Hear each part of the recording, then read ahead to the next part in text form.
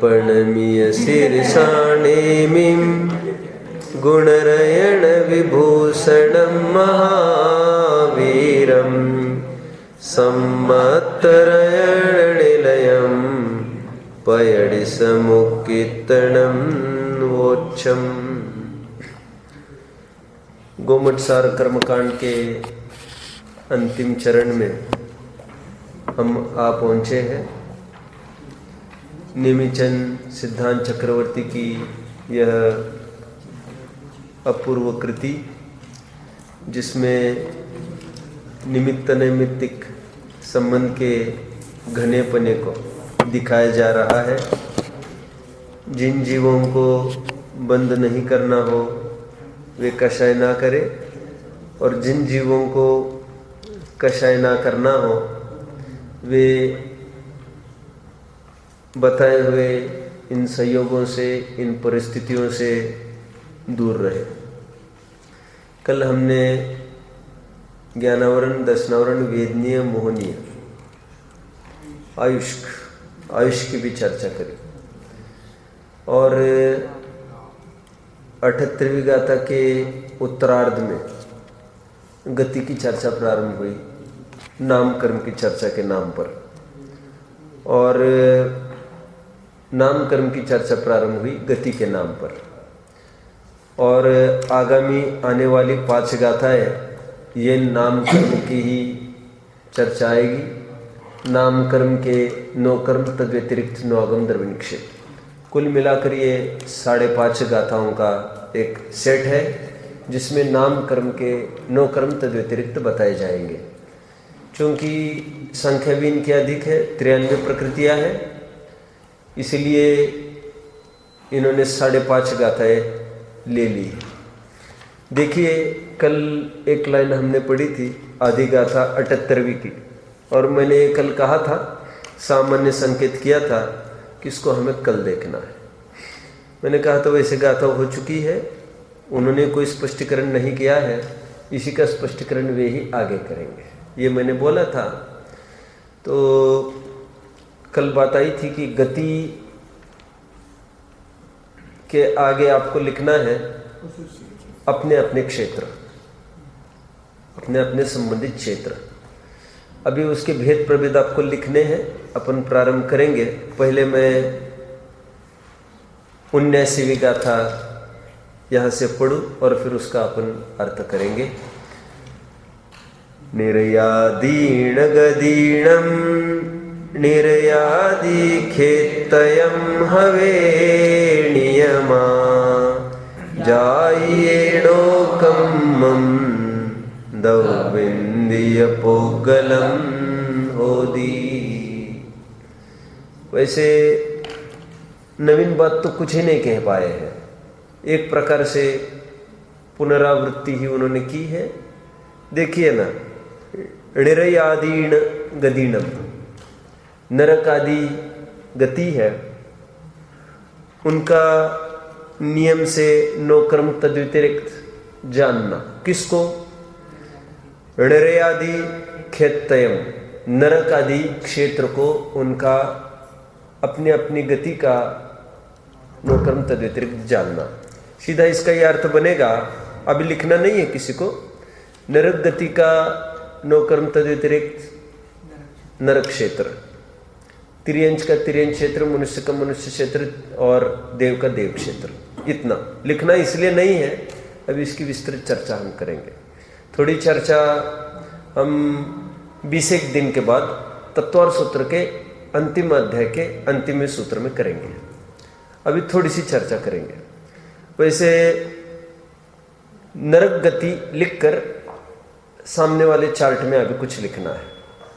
क्या लिखेंगे? नरक का क्षेत्र नहीं लिखना मात्र, उसका क्षेत्र भी मेंशन करेंगे हम। ये नारकी रहते कहाँ है, उनका क्षेत्र कहाँ है। तो इनका क्षेत्र अधोलोक है, ये सब जानते हैं। अधोलोक के 6 राजू, नीचे का 1 राजू छोड़कर, क्योंकि नीचे का 1 राजू है, वहाँ पर मात्र स्थावर ही है, त्रसनाड़ी का पार्ट नहीं है वो। सब समझ रहे होंगे। अभी मैं इस पत्ते को नहीं खोला हूँ। कौन से पत्ते को नहीं खोला? आप सबने निगोद कहा, मैंने नहीं बोला।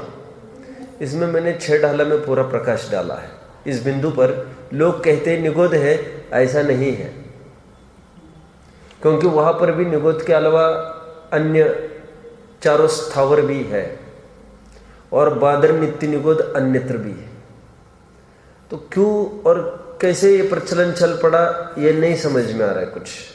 वो 6 ढाला में मैंने लिया है, 1 घंटा पूरा लिया और खूब आधार दे देकर, कार्तिकीय अनुप्रेक्षा आदि ग्रंथों के आधार दे देकर ये बताने का प्रयास किया।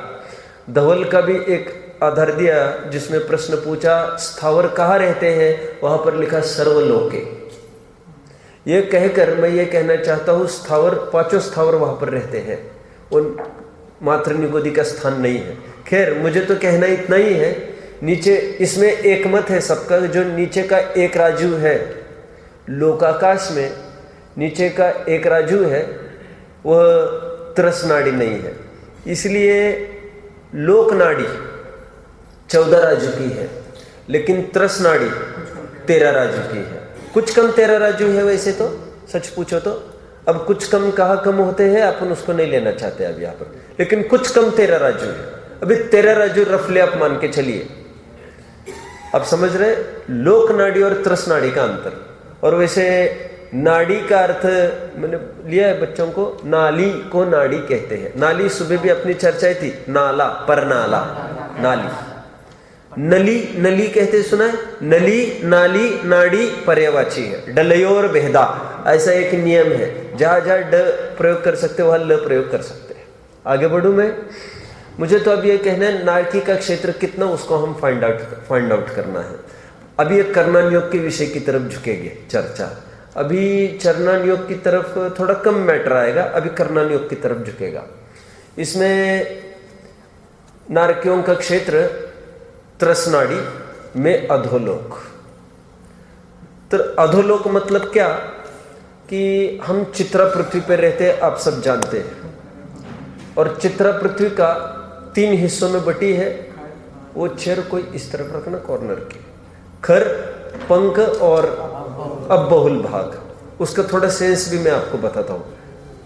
खर पंख और अबहुल का क्या रहस्य है, डाइवर्ट नहीं होना। खर भाग, पंख भाग और अबहुल भाग, थोड़ा कोई ध्यान दिया करो। 1-2 चेयर्स भी रखे पीछे, कोई भी आता है कमजोर जीव होता है और जिनको नोट्स भी बनानी है। 3 भाग अपन ने किए, ये लगभग 60 हजार योजन के है ना, है किसी को पक्का पता है तो मैं बोलूं? चलो मैं कुछ नहीं बोल रहा हूं। एक 184,000 ऐसा है क्या टोटल? चित्रा पृथ्वी की टोटल 184,000, 1,84,000 योजन है। और इनका विभाजन पक्का पता है? बोलो। 16,000, 80,000,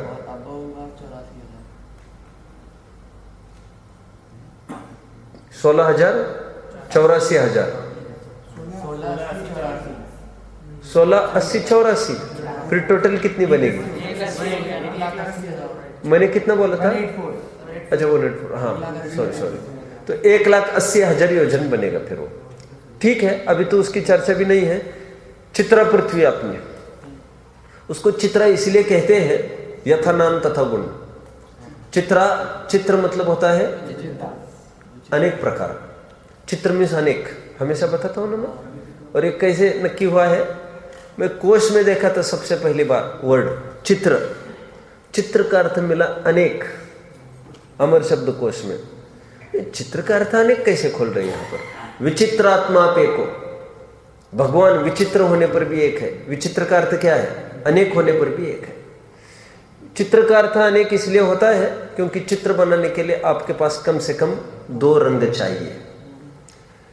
कोई भी जीव एक रंग में चित्र नहीं बना सकता। क्या बात करते हैं? लाओ यहाँ पर पेंसिल, अभी बना के दिखा रहे हैं। बैकग्राउंड का एक कलर है व्हाइट, तभी तो ब्लैक, तो 2 कलर तो हो ही गए। और जो एक नहीं सो अनेक, इसलिए चित्र को कहते हैं अनेक। आप समझ रहे हैं मेरी बात को? चित्रा पृथ्वी को अनेक इसलिए कहते क्योंकि इसमें वैरायटीज है। खर, पंक, बहुल। खर इज लाइक एक ड्राई पार्ट, अपन कह सकते हैं ड्राई मिट्टी जैसा खर। पंक कीचड़ को कहते हैं, थोड़ा गीलापन उसमें होता होगा। और अप बहुल, बहुल जहां पर अप की बहुलता है, अप मतलब होता है पानी, अपकाय, ठीक है।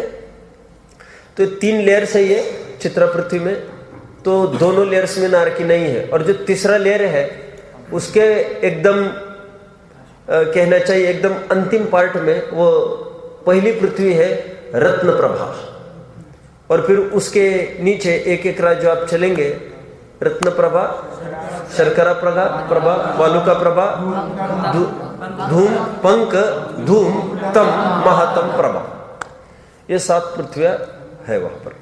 अभी चर्चा ये है उत्तरस नाड़ी में से, त्रस नाड़ी में नारकी रहते कहाँ है, हम ये ढूंढ रहे हैं। तो त्रस नाड़ी में जो पृथ्वियां यहां से वहां पूरी फैली है, उसमें भी सर्वत्र नारकी नहीं है। उसमें भी जो त्रस नाड़ी है मात्र नारकी उसी में रहते, क्योंकि त्रस से बाहर, त्रस नाड़ी के बाहर नारकी कहाँ से रहेंगे। तो उतने ही पार्ट में नारकी रहते हैं, और उनकी 7 पृथ्वियां हैं, और बिल होते हैं उनके 84 लाख। नरक 7 नहीं होते, नरक 84 लाख होते हैं, क्योंकि बिल को कहते हैं नरक, रहने के स्थान को नरक कहते हैं। इसके लिए तत्व और सूत्र में एक सूत्र है, 3रे अध्याय का 2रा सूत्र, बोलो मुक्ति, बिलों का सूत्र।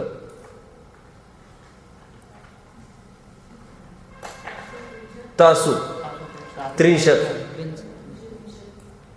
पंचविंशति, पंचदश, 10, त्रि, पंच, पंचोनेक, त्रि, पंचोनेक, पंच, नरक, शत, सहस्त्राणी यथा क्रमम, ये सूत्र मैंने बोला वहां का, ओके। ये नरक का वहां पर ये बोले वे कि 30,000 बिल रत्न प्रभा संबंधी, फिर तासु 63, पंचविंशति, फिर 25, तो फिर 25, शत सहस्त्राणी मतलब लाख, वो सबको लगाते जाओ, 30 लाख, 25 लाख, 15 लाख, 10 लाख, 3 लाख, 5 कम 1 लाख, और अंतिम 7वीं पृथ्वी में 5 बिल है बस। सर्वार सिद्धि जैसा, सर्वार सिद्धि में भी वो 5 है, वो 5 विमान है, उसको बिल तो नहीं कहेंगे, उसको विमान कहेंगे, यहाँ पर बिल कहेंगे। आप सब समझ रहे हैं मेरी बात को? तो ये 84 लाख बिल है, नारकी इन्हीं बिलों में रहते हैं। ये 84 लाख नरक है, 7 पृथ्वियों में ये बटे हैं। ये नारकियों की पोजीशन सेट हो गई। अभी चलना है, अपन अन्य गतियों की चर्चा करते हैं, ठीक है। नरक गति का 9 क्रम तद व्यतिरिक्त हमने देख लिया, अभी देव गति का देख लेते हैं। आप सब जानते हैं कि ढाई द्वीप में बीचों बीच, जम्बूद्वीप में भी बीचों बीच, मध्यलोक में, पहले तो आओ मध्यलोक, मध्यलोक असंख्य द्वीप समुद्र से बना है, उसमें बीचों बीच जम्बूद्वीप है, और उसका वर्टेक्स आप कह सकते हैं कि सुमेरु पर्वत के रूप में 1 लाख योजन ऊंचा, और सुमेरु पर्वत के शिखर के ऊपर से एक बाल आड़ा निकल जाए, वहां से ऊपर स्वर्ग की रचना प्रारंभ होती है। तो देवगति के रहने के स्थान वैमानिक अपेक्षा कि हाँ, त्रसनाड़ी में ही, ये भी त्रसनाड़ी में ही,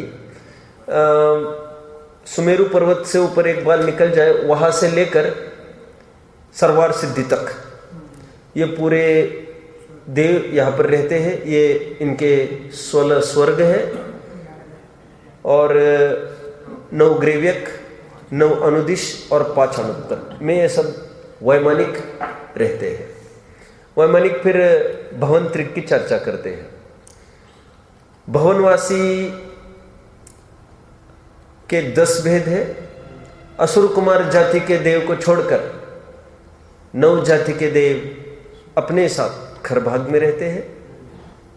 पंख भाग में असुर कुमार जाति के देव रहते हैं। और व्यंतर के 8 भेदों में भूत नामक राक्षस नामक व्यंतर ये भी पंख भाग में रहते हैं। और बाकी सभी 7 प्रकार के देव, व्यंतर देव, ये भी खर भाग में रहते हैं। ये अबहुल भाग में ये नहीं रहते। ओके, फिर भिड़ाने के लिए कोई जाता होगा असुर कुमार आदि, उसकी चर्चा अभी नहीं चल रही है। ये किसकी चर्चा की हमने? भवनवासी और व्यंतरवासी।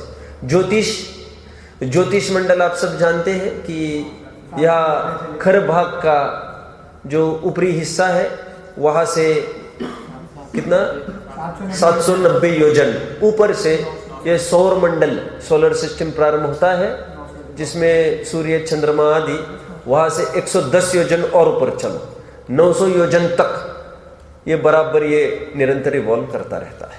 ये हम क्या देख रहे हैं? ये नो कर्म तद व्यतिरिक्त देख रहे हैं। किसका? गति का।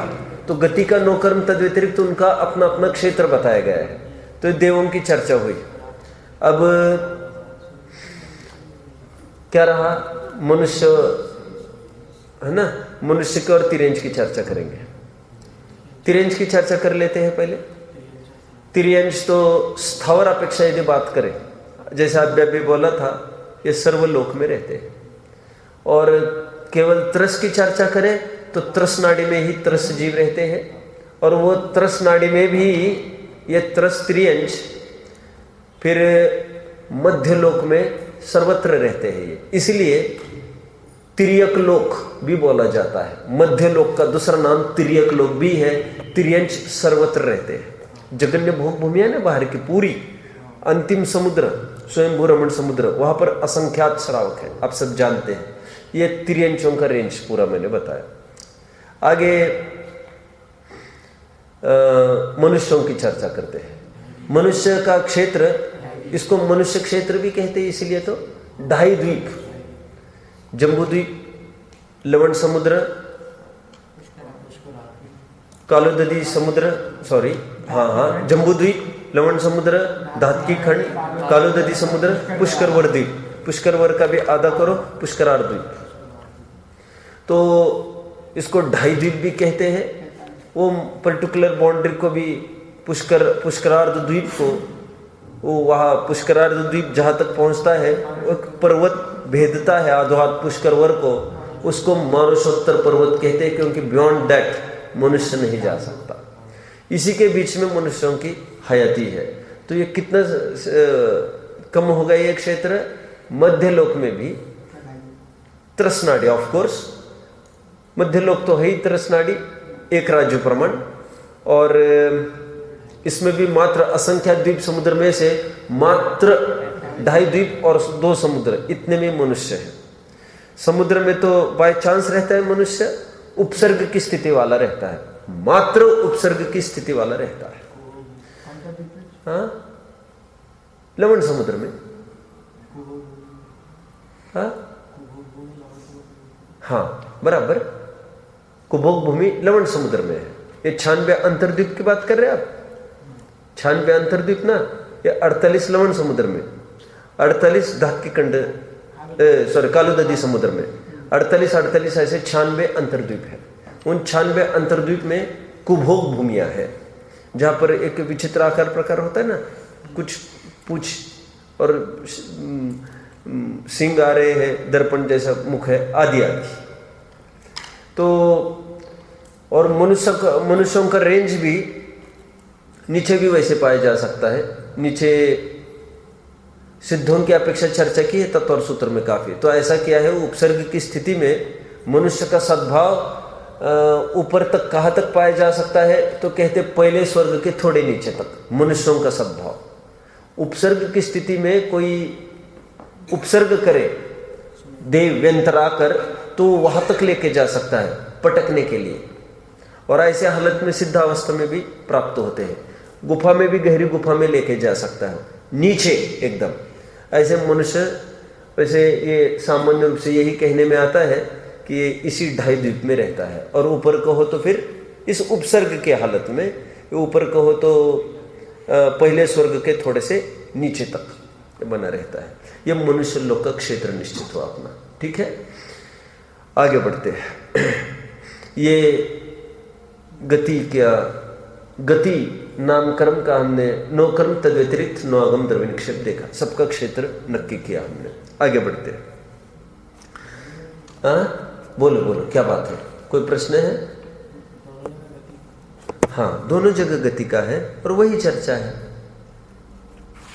मैंने कहा ना, नया कुछ नहीं मिलेगा। देखो, गदीणो कम्मम दव्वम चौगदिनम हवे खेत्तम, एक बात है 78वीं गाथा की। अब 79वीं गाथा की देखिए, निर्यादीणम गदीणम निर्यादी खेत्तयम हवे नियमा। उसी गति की चर्चा यहाँ पर की, और गति का नो कर्म क्या बोल रहे, उस योग्य क्षेत्र। गति की चर्चा कंप्लीट। आगे बढ़ना है। अभी गति के बाद वैसे आपके पास वो चार्ट होगा 148 कर्म प्रकृतियों का, जिसमें गति के बाद अभी देखिए गाथा भी पढ़ देते हैं, फिर टेबल देखेंगे अपन। गाथा अव्यव्य हमने देखी, वैसे 79वीं गाथा उसी में देखे।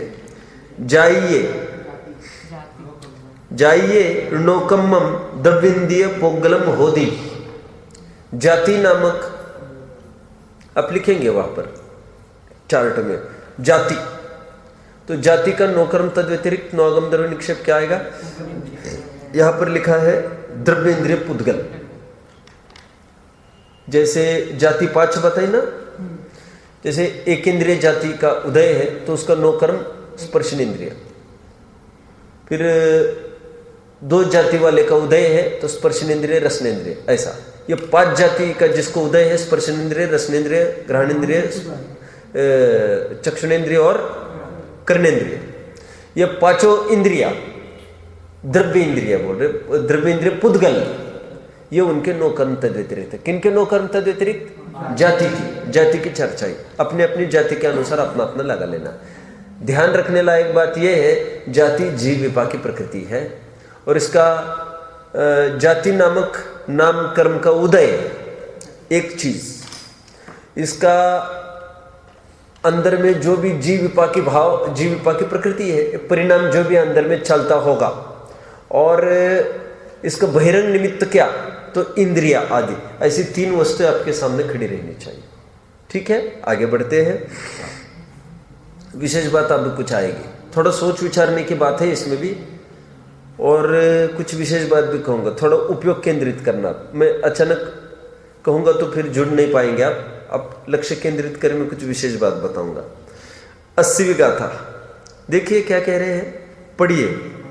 इंदिय मादीणम सग सग दव्विंदियाणिनो कम्मम देहस्यणो कम्मम देहुदयज देह खंधाणी।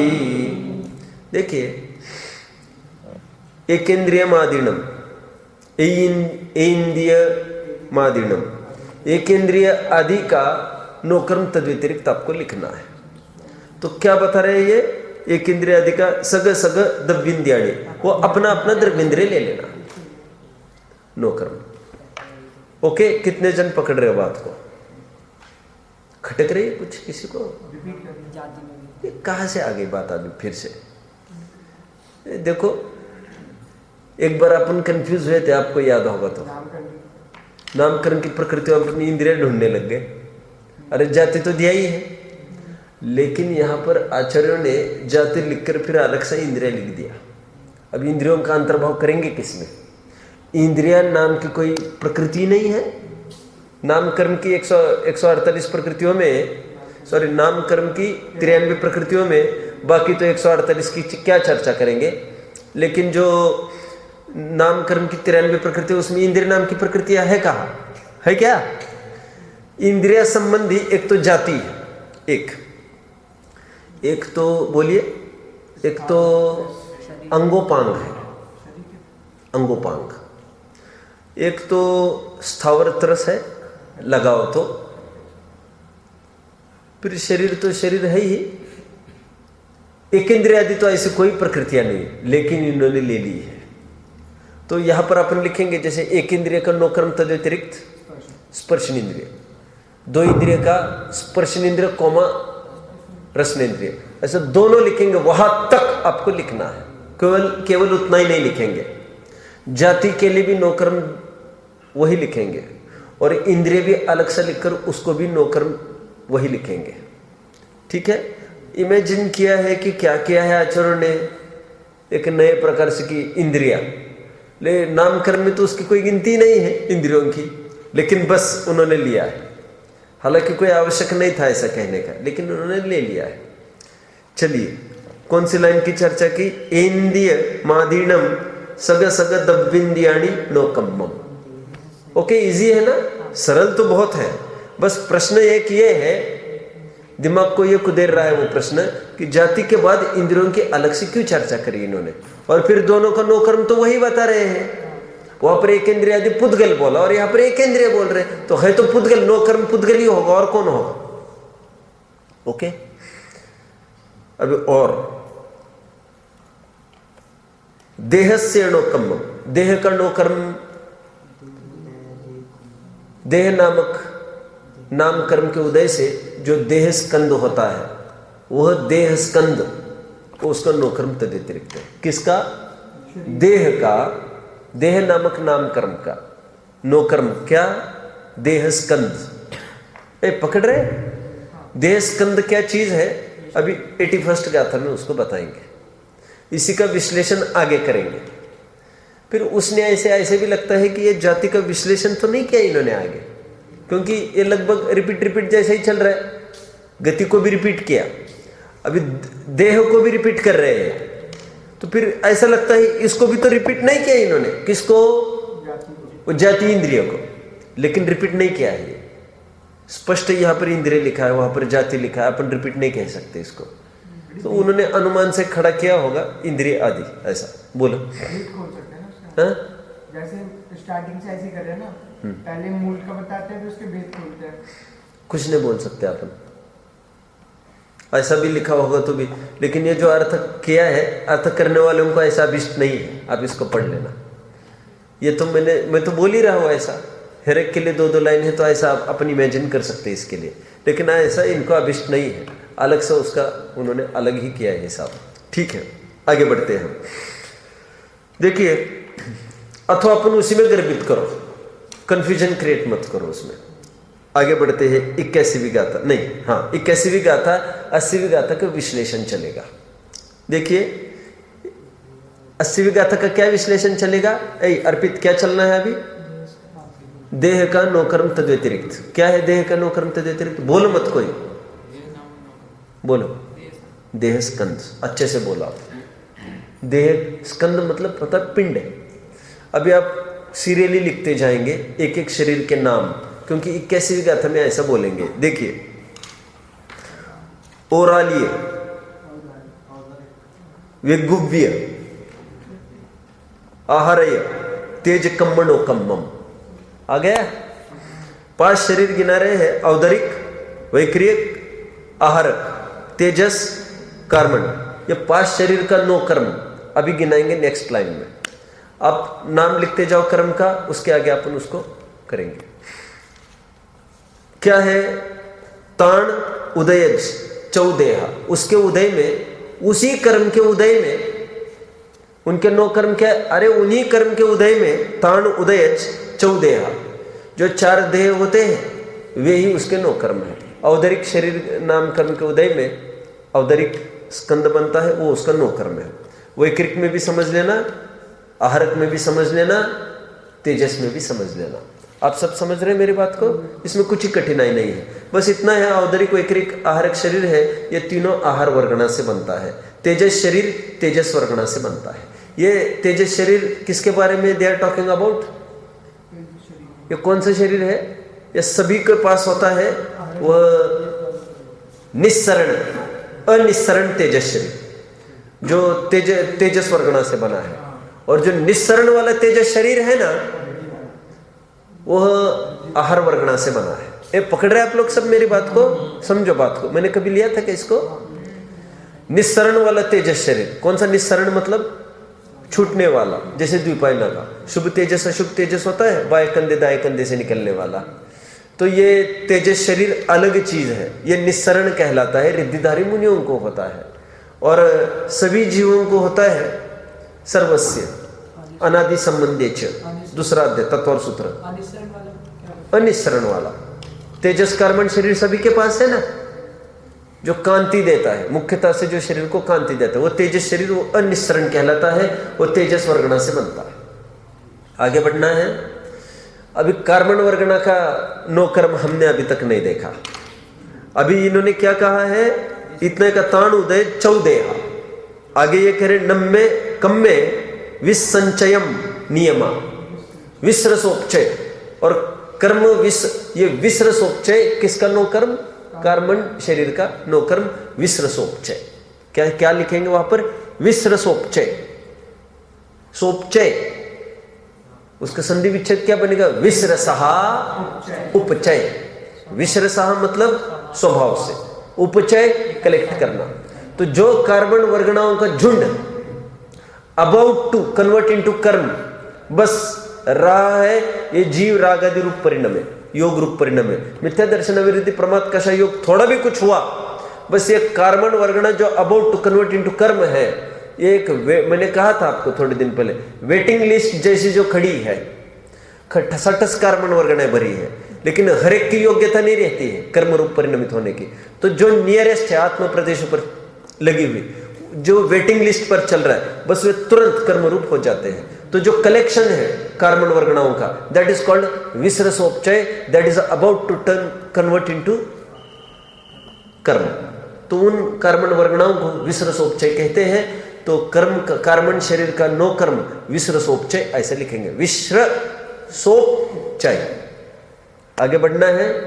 इजी है प्रकरण, प्रकरण में कुछ भी कठिनाई नहीं है। कितने जन फॉलो कर रहे प्रकरण को? आजकल में प्रकरण पूरा होने वाला है। आज और एक मंडे का दिन अपने पास रहेगा, पूरा ये समापन ही की तरफ है। आज तो 83 गाथा है, आज तो पूरी ही होनी है। आगे बढ़ते हैं। कितनी गाथाएं हुई? 81। अभी 82, 83 3 गाथाएं देखनी है।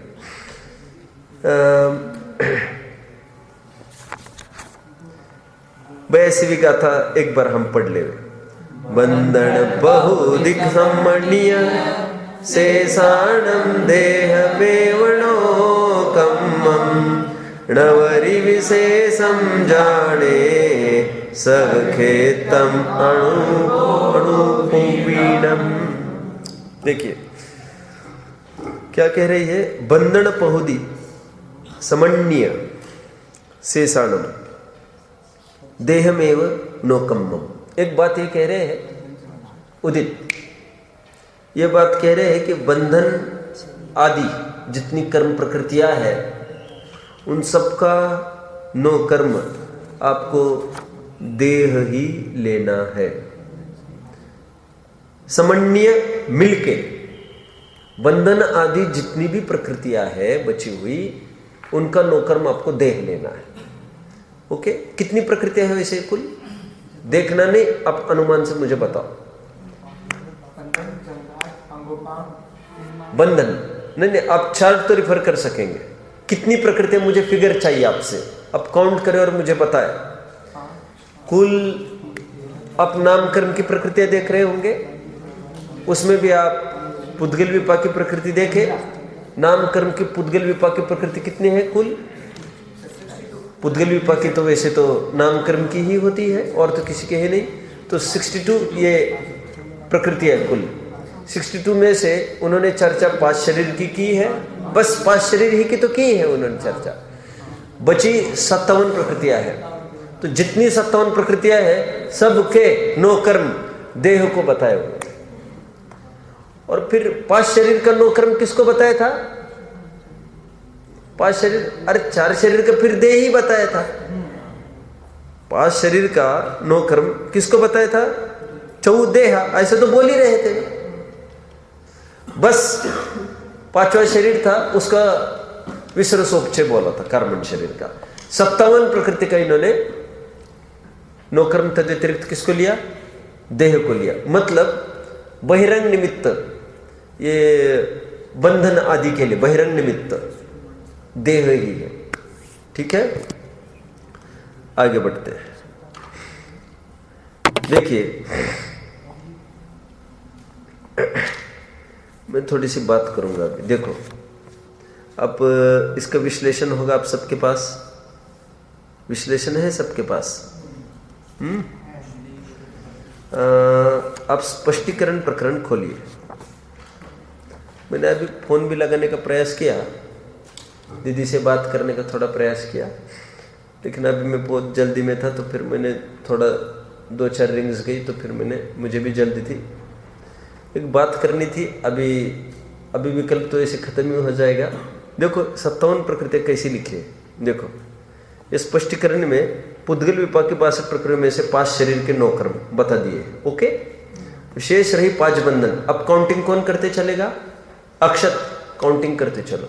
5 बंधन, 5 संघात, बोलते चलो 10, 3 अंगोपांग, 6 संस्थान, 6 संगनन, 5 वर्ण, 2 गंध, 5 रस, 8 स्पर्श, इन 57 ऐसा लिखा है यहाँ पर। ऐसे कैसी मिस्टेक हो गई है? तो फिर मैंने पुरानी रेफर करी, मैंने कहा नए में तो पुराने में भी सेम है ऐसा, तो इसके किसी की तरफ ध्यान नहीं जाता हो, कोई कंसेप्ट की तो बात है नहीं, लेकिन ये मिस्टेक है ना, इसलिए मैंने सोचा आपके सामने ये बात को रखो। अबे आप भी विचार करो इस पर। ओके, आप समझ रहे हैं मेरी बात को? स्पष्ट ही देखिए, अभी चार्ट देखिए, चार्ट पर आइए। चार्ट 108 पेज है क्या आपका? हाँ, आप देखिए आपका क्या पेज है, 126 मेरे इसमें, ठीक है। हाँ देखिए, अब देखो मुझे क्या कहना है। 5 शरीर है, अब 5 बंधन, 5 संघात, 6 संस्थान, 6 संगनन, 3 अंगोपांग, वर्ण, गंध, रस, स्पर्श, यहां तक उन्होंने लिखाया, यहां तक लिखा है। और आगे की 12 प्रकृतियां रह रही है ना, कितनी? निर्माण, आतप, उद्योत, स्थिर, अस्थिर, शुभ, अशुभ, प्रत्यक्ष, असाधारण, अगुरु, लघु, उपघात, प्रघात, ये 12 को लिखना चाहिए था, लिखा ही नहीं वहां पर। अभी कोई ये तर्क करेगा, मैं अभी और आगे बोलूंगा कुछ, अभी तो इतना समझ लो। पहले 57 जब वहां पर फिगर दी थी, तो ये इनका भी नाम आना चाहिए था, क्योंकि इनके 9 कर्म की तो कोई बात ही नहीं खड़ी हुई फिर।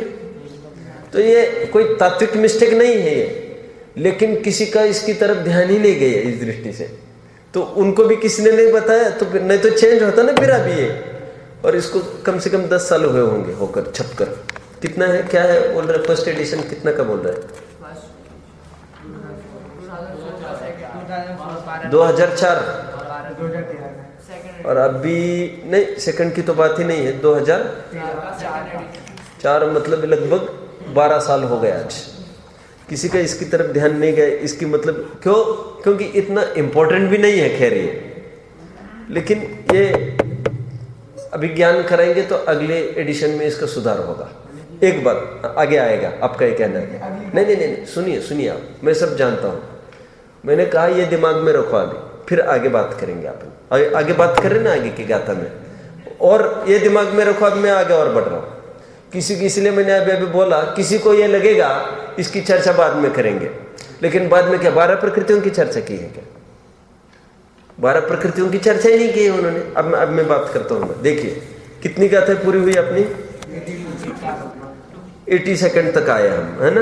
यहाँ पर 80 सेकंड गाथा में केवल इतना ही कहा है उन्होंने, बंधन आदि जितनी भी प्रकृतियां है, पुद्गल विपाकी की चर्चा कर रहे हैं इनफैक्ट। और 62 में से ये 5 चले गए, 5 शरीर की, तो 5 बंधन, 5 ये संगात, ये फिर संगनन है, संस्थान है, आदि आदि। ठेठ कहाँ तक आना था आपको? प्रघात तक। ये जितनी प्रकृतियां, 57 प्रकृतियां, इनका 9 कर्म देह बताया जा रहा है। थोड़ा सा सैंपल अपन उठाए इसको, इसका सेंस समझ में आ रहा है आपको? सेंस, भाव क्या कहना चाहते हैं सक्षम? जैसे प्रघात का 9 कर्म, प्रघात का 9 कर्म देह बता रहे। इसको खोलो, उठो, खोलो इसको, उठना, खोलना, 12वीं में आया है। हाँ खोलो इसको, कैसे खोलोगे? शरीर के प्रति बोलो मत, कोई बीच में मत बोलो, उसको सोचने दो, बोलो। नहीं अर्पित, बोलो, खड़े रहो। इसको कैसे खोलोगे? प्रघात जो शरीर है उसका 9 कर्म उसके स्कंद ही है, क्या? खोलो ना थोड़ा, इसको खोलो ना, इसके परमाणु का स्कंद। बैठ जा। अरे ऐसे थोड़ी ना खोलते इसको, खोलो तो। 1 मिनट, आदिश बोल पाओगे? और कुछ ही कठिन नहीं है, देखो फटाफट हाथ ऊपर कर रहे, बोलो मनन। अपने शरीर से दूसरों को कष्ट देना मतलब परघात का होता है, तो अपना शरीर अपना देह ही उस रूप होना कि औरों को दिक्कत देवे, वो परघात हो गया। अपना शरीर ही इस रूप होना कि स्वयं, जैसे बिच्छू का डंका दी, ये परघात में ले लिया, सिंह वगैरह वैसे होना परघात में ले लिया। अपने में गांठ वाट कहीं ऐसी होना, स्टूप वगैरह ऐसे कुछ होना जो अपने कोई बाधा करता रहे, वो सौघात में ले लिया। अपने देह में ही घटित होगा ना वो, तो नौकर्म कहाँ पर आएगा उसका उदय? तो कह रहे अपने देह में, वो दूसरों में बाहर में कैसे लगाते उसको? आप पकड़ रहे सब मेरी बात को? ये तो मैंने एक दो खोला, अब आप तो ऐसा खोलिए ना, कितनी प्रकृतियां हैं ऐसे, जैसे स्पर्श रसगंध वर्ण कहाँ पर बोलते? बीवी बच्चों घर मकान दुकान में बोलते क्या? शरीर में ही बोलते ना। आखिर उसका आधार स्थान क्या है? शरीर ही है। अभी कहाँ तक आए? संघनन है, संस्थान है, अंगोपांग है, यह सब देह में ही लागू होगा। उद्योत है, कहाँ लागू होगा? उद्योत। आतप है, किसी का बॉडी ऐसी है कि आभा तो उसकी शीतल है, लेकिन मूल उसका उष्ण है, तो आतप में चला जाएगा। या अपन तुमको नहीं होती भैया, ओनली एक इंद्रिय को होता है आतप का उदय, और एक इंद्रिय को भी सबको नहीं, ओनली पृथ्वीकायिक में भी सबको नहीं, बादर को। अपन ने देखा थोड़े दिन पहले, तुम भूल रहे हैं अभी फिर से। बादर पृथ्वीकायिक को ही होता है आतप का उदय, जबकि उद्योत का ऐसा नहीं है। उद्योत में बड़ी बड़ी मछलियां, उदाहरण दिया था, इसका पंचम गुण स्थान तो उदय, वेरी नाइस। ये बादर तिर्यंश को पाया जा सकता है। उनमें आभा शीतल, चमकदार भी थोड़ी, लाइक जुगनू। तुम लोगों को है कि नहीं मुझे नहीं पता। ये हमको एक चैप्टर था साइंस में, फिर कभी किसी के मुख से कभी सुना नहीं। वैसे आप जानते हैं कि नहीं मैं नहीं जानता, तो मुझे याद आ रहा है वो सही है कि नहीं वो भी बताओ। तो उन्होंने ये बताया था उसमें कि जैसे लाइट्स के भेद प्रभेद है, तो उन्होंने कहा था जो एक पर्टिकुलर लाइट होती है उसमें से हीट आती है, पर्टिकुलर लाइट होती है उसमें से कोल्डनेस आती है। ऐसा कुछ था? ऐसा कुछ है आपके पढ़ने में? नहीं है। जैसे ये है, इसको ठंडक बढ़ती है इससे, और पर्टिकुलर लाइट होती है उससे गर्मी बढ़ती है। ऐसे लाइट्स में भी सोर्स ऑफ, ऐसा वहाँ पर बताता है, कोल्ड सोर्स, हीट सोर्स, ऐसे ऐसे में बता रहे थे। मुझे तो अभी आतप उद्योत की तरफ से मुझे बात करनी है। मुझे कहना है वो चमक भी देता है और शीतलता भी देता है। आपके पढ़ने में नहीं आया क्या ये? चलो ठीक है। हाँ,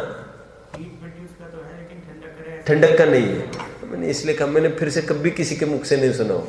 और हमको था वो 4th 5th में कहीं चैप्टर था, साइंस में था, फिर मैंने किसी को नहीं देखा किसी के चैप्टर में। और इसलिए मुझे देखा नहीं, तभी तो मैं सशंक हूँ बार बार, लेकिन पक्का ज्ञान में आ रहा है। वो पेज क्या था और क्या था, मतलब नंबर को, फोटो क्या छपी थी, क्या, ये पूरा याद आता है। लेकिन वे भी बताते हैं ऐसा। ये सोर्स अब देखना, कीन ऑब्जर्वेशन चाहिए इसके लिए। ये अंधेरा करके बैठोगे आपको ठंडक नहीं लगेगी उतनी, और ये लगाओगे ठंडक बढ़ेगी। ये कीन ऑब्जर्वेशन है आपका, समझ रहे हैं? इसमें ठंडक आएगी। एक पर्टिकुलर की बात कर रहा हूँ, और पर्टिकुलर होगा उसमें हीट आएगी। चलो ठीक है, ये कोल्ड सोर्स है ऑफ लाइट, इसको कोल्ड सोर्स कहते हैं। चलो छोड़ो, मुझे तो आतप उद्योत घटित करना है अपना। मैं तो ये कह रहा हूँ कितना मिलता जुलता फंडा है अपना। चलो देखो कहाँ तक आए अपन। ये आप एक एक चीज में घटित करेंगे। जैसे अगुरु लघु कहाँ पर घटित होगा ये? अरे देह शरीर ही में घटित होगा ना। शरीर ज्यादा हल्का नहीं होना, भारी नहीं होना। ये बाहर में कैसे घटित होगा? इसका नो कर्म। कोई दही, भैंस का दूध का दही, ऐसे तो बोल ही नहीं सकते इसको। ऐसे बोलेंगे क्या इसको? बाहर का पर्दा वर्दा भी नहीं बोल सकते, कुछ ही नहीं बोल सकते इसको। आगे बढ़ो। अभी ये गाथा एक पूरी हुई। अभी आपको जो कहना था ना, 2-3 जन बीच में बोल रहे थे कि आगे आगे आएगा। मैं तो सब पढ़ के आया हूँ भैया, पढ़ के आया हूँ, पुराना पढ़ा है, आद्योपान सब। अभी 15-20 मिनट आते समय यही पढ़ रहा था मैं, और 15-20 मिनट मुझे भी आज क्लिक हुआ ये। मैंने इसको पहले पढ़ा है एक जगह, इस गोमट सर को एक जगह मैंने शास्त्रीय कोर्स के लिए पढ़ाया था, तो वहां पर भी मुझे ख्याल में नहीं आया। अब की बार मैं एक एक चीज को देख रहा हूँ तो बराबर उसको 57 कैसे बोल रही है? 57 हो ही नहीं रही है। देखो आगे 82nd नहीं 83rd गाथा चलेगी। देखिए, थिर जुम्मस थिरा थिर रस रुहिरा दीणी सुह जुगस सुहम असुहम देहावयवम सरपरिणत पोगलाण सरे। देखो देखो सुनो सुनो आप सब। गाथा अनुपूर्वी रह गया है, अनुपूर्वी रह गया बोल रहे, पूर्व गाथा में अनुपूर्वी को ले लेते हैं। मात्र जो नामकर्म में अनुपूर्वी है ना चार, वो क्षेत्र से अपने अपने क्षेत्र से संबंधित है। उसका नौकर्म क्षेत्र में ही डाल दिया उन्होंने, उसका नौकर्म देह में नहीं लेना। पकड़ रहे? तो गति में इसमें क्या फर्क पड़ेगा? ये तो विग्रह गति संबंधी क्षेत्र है, पूरे जीवन भर का क्षेत्र थोड़ी होता है विग्रह गति का। सॉरी, ये अनुपूर्वी का, अनुपूर्वी इज रिलेटेड विथ क्षेत्र बट ओनली ड्यूरिंग विग्रह गति। विग्रह गति के आगे पीछे जो क्षेत्र निश्चित है वो तो गति का नौकर्म बताया इन्होंने। ये पकड़ रहे ना, कुछ भी कठिनता नहीं है इसमें। हर्षिल ये रिमाइंड करे इन्होंने कि ये प्रकरण रह गया। अनुपूर्वी वाला मैंने नहीं लिया था, अभी ले लिया मैंने। यहां पर लिया सग खेतम अनुपूर्वीणम। अनुपूर्वी अपना अपना क्षेत्र समझ लेना। ये वहां पर चार्ट में आप नोट करेंगे उसको। अभी देखिए अंतिम गाथा चली गया, मैं कुछ और कह रहा हूं। ये गाथा पढ़ने में कुछ अटपटापन लगा आपको? कुछ लग रहा है क्या? नहीं, ये गाथा में नहीं हो सकता कदाचित। अब वैसे जानते हो गाथा छंद दो प्रकार के हैं। गाथा छंद में जो 57 मात्रा कहते हैं ना, कहते हैं कितने 35 अक्षर 57 मात्रा, ऐसा होता है 57 58 जो भी हुआ अभी। लेकिन गाथा छंद दो प्रकार के हैं, उसमें थोड़ी धुन बदल जाएगी। मैं जानता कुछ नहीं हूं, मैं तो ये कहता हूं कि 35 अक्षर और 57 मात्रा है, वो अपना सेटेड फ्लो है गाथाओं को, वो है। इवन समय सार में दो प्रकार की गाथाएं हैं, 5-6 ऐसी गाथाएं हैं, उसको उग्गाहा कहते हैं। एक गाहा मतलब गाथा, गाहा, और एक उग्गाहा। तो उग्गाहा में थोड़ा बड़ा छंद पड़ जाता है, वो थोड़ा उसी को गाते थोड़ा अनइजीनेस फील होता है वो गाने में। समय सार में ऐसी 5-6 गाथा है, और मूल तो सबको गाथा ही बोलते हैं वैसे तो ऊपरी ऊपरी रूप से। ये जो व्याकरण के गाथा है वे विशेष जानते हैं। मैंने तो एक आर्टिकल पढ़ा था, जिसको आर्टिकल पढ़ना हो वे मेरे पास आए, या तो समय सार विशेषांक निकला था एक बार, याद है? नहीं, आपके पापा का आर्टिकल है उसमें, समय सार विशेषांक में। लगभग 50 विद्वानों का, एकदम मजबूत विद्वान है सब, और सभी 50 विद्वानों के आर्टिकल्स उसमें आए। तो डॉक्टर साहब का है, बड़े दादा का भी है, और भी विद्वानों का है, और पुराने विद्वान जो अभी आज है भी नहीं, ये जगन मोहन लाल जी कटनी आदि, इन सब के आर्टिकल्स है, पन्ना लाल जी वगैरह, इन सब का आर्टिकल्स इसमें है। तो ये कुन स्वामी का द्विसहस्राब्दी बनाई थी तब का है ये, कि विशेषांक तब का ही होना चाहिए। 2000 वर्ष की पूर्णता ऐसे कुछ कुन स्वामी के मनाई गई थी, तब फिर उसी परिप्रेक्ष्य में ये विशेषांक निकला था। तो उसमें आर्टिकल्स दिए हैं, तो उसमें एक आर्टिकल महेंद्र कुमार प्रचंडिया का है, ये शायद यहीं से बिलोंग करते हैं, अलीगढ़ से। तो वे व्याकरण के विशेष ज्ञाता थे, उन्होंने पूरा समय सार को एक व्याकरण की दृष्टि में समझाने का प्रयास किया। एक नई थीम है, हालांकि उसमें कोई ऐसी तात्विक, कोई प्योर तात्विक को तो बात एक्सपेक्ट भी नहीं कर सकते। देखो जब ऐसा होता है 10 जन को बोलना है, सबको ऐसा थोड़ी ना है जैसे गुरुदेव पर बोलो 10 जन, तो एक जन ये बोलेगा गुरुदेव की दृष्टि में क्रमबद्ध पर्याय, एक जन बोलेगा गुरुदेव की दृष्टि में निश्चय व्यवहार।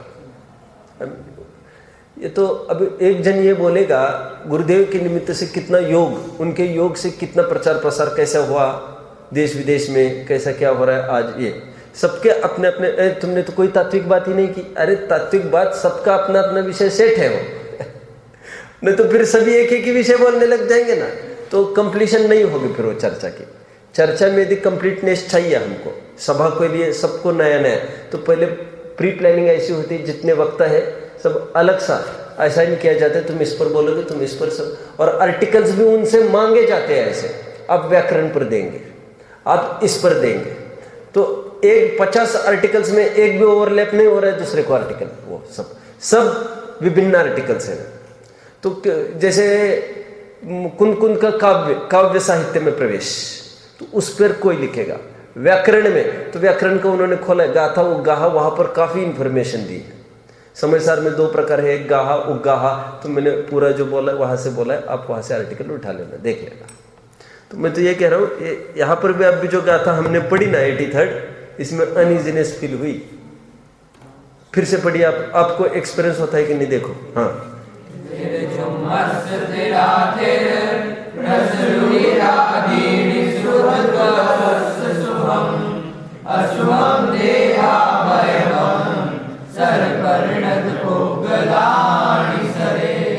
हल्का सा ऐसा है, और फिर नहीं होता हो तो नहीं होता हो।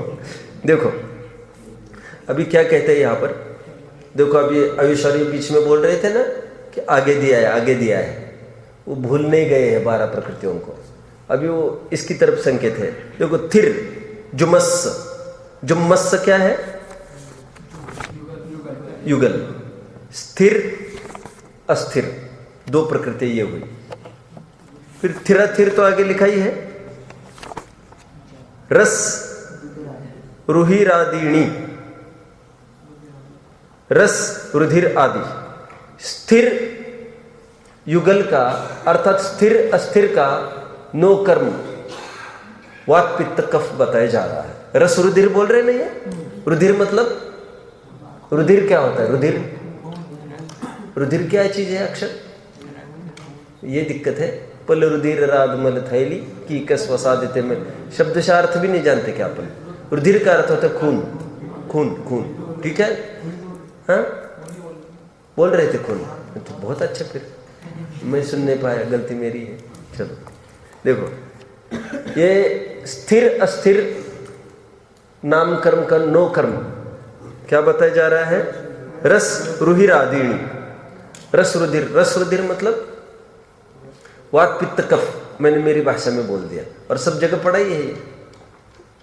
प्रवेशिका आदि में हमने परिभाषा पढ़ी, ये कंट्रोल वात पित्त कफ का बराबर प्रोपोर्शन में हो, मात्रा में, तो फिर वो स्थिर नाम कर्म का उदय। और अस्थिर नाम कर्म का उदय तो इनका इम्बैलेंस, स्वास्थ्य बिगड़ना मतलब इनका इम्बैलेंस होता है। और रोग भी जितने प्रकार के बताए हैं, मैं ज़्यादा कुछ जानता नहीं हूँ, उसमें वात के मूल मोटा मोटा वर्गीकरण करते हैं। वात संबंधी 40 रोग, पित्त संबंधी 40 और कफ संबंधी 80, ऐसे फिर उसमें और भेद प्रभेद चलते हैं। तो मूल जितने भी रोग होते हैं वात पित्त कफ का इम्बैलेंस होने से होते हैं, ठीक है। तो ये कह रहे 9 कर्म, ये स्थिर अस्थिर का 9 कर्म, ये वात पित्त कफ, ये रस रुधिर आदि है, ठीक है। आगे सुहजुगस्स, कहां पर है बात, सुहजुगस्स, इसका भी युगल ले लो, शुभ अशुभ। शुभ अशुभ का युगल है, इसका 9 कर्म, देहावयवम, दे सुहम असुहम देहावयवम। यदि सुंदर अवयव हो, सुंदर अवयव मतलब डायमेंशंस के रूप में अपन डाल सकते हैं, जैसे सिमेट्रिकल, ऐसा होता है ना, मतलब देखो प्रतिमाएं जो अपनी होती है ना, ये सब भगवान की प्रतिमाएं, एक आर्टिकल पढ़ लेना कटारिया जी का, इसके लिए उन्होंने खूब इस पर लिखा है। ये 10 ताल की प्रतिमाएं होती है, 10 ताल की प्रतिमाएं होती है। ये 10 ताल मतलब क्या है, जैसे इतने फुट की प्रतिमा होगी। देखो ग्रंथ में कोई प्रतिमा का फोटो नहीं छपा है किसी भी, वो जैसे ये समुच चतुर्थ संस्थान किस चिड़िया का नाम है, ऐसे थोड़ी ना चित्रित थोड़ी ना किया है कोई किसी ने, तो केवल हमारी इमेजिनेशन हम दौड़ाते हैं।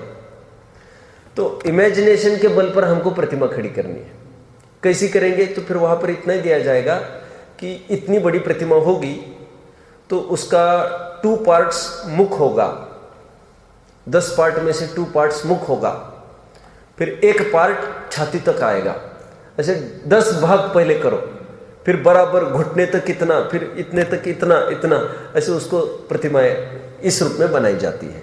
लेकिन आज की कोई प्रतिमा ग्रंथ में लिखे अनुसार नहीं बन रही है, तो उन्होंने उसमें खेद व्यक्त किया, जाने कहाँ से आधार मिल गया लोगों को, ऐसा क्यों बनाने लग गए हैं सब, मतलब this is not to the point, ऐसा उन्होंने बोला था एक।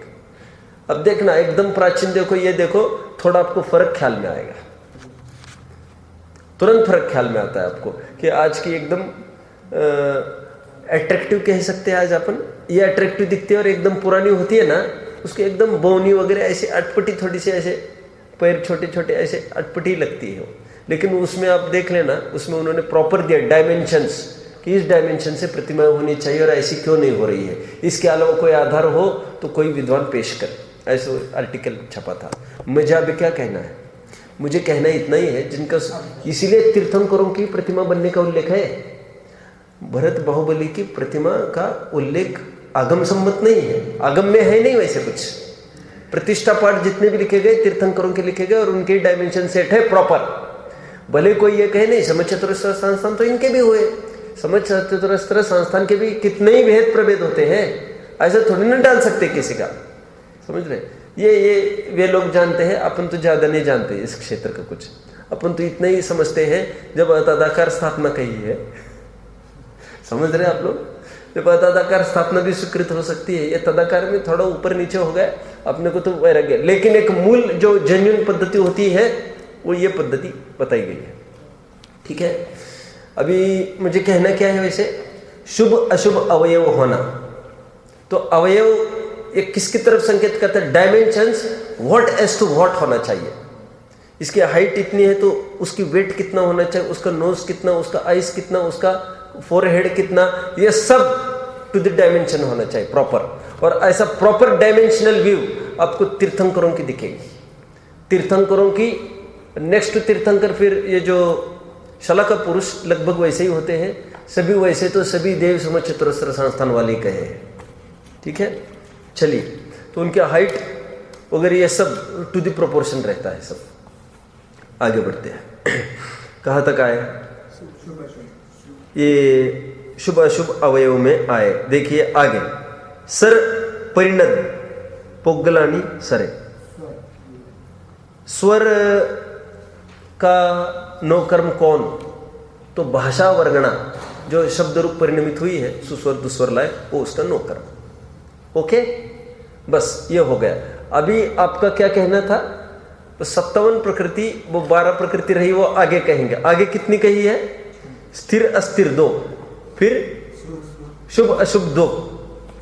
अपन चार्ट को भी रिफर करें, शुभ अशुभ 2, स्थिर अस्थिर 2 और सुस्वर दुस्वर तो वैसे ही इसमें नहीं है, है ना। देखो तो ये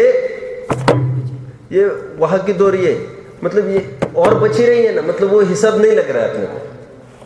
ठीक है, अभी मुझे और कुछ कहना था, ठीक है, समय तो ऐसे हो गया है। इसमें कुछ विशेष बात तो रही है, एक दो, उसकी चर्चा अपन कल करेंगे। ओम नमः।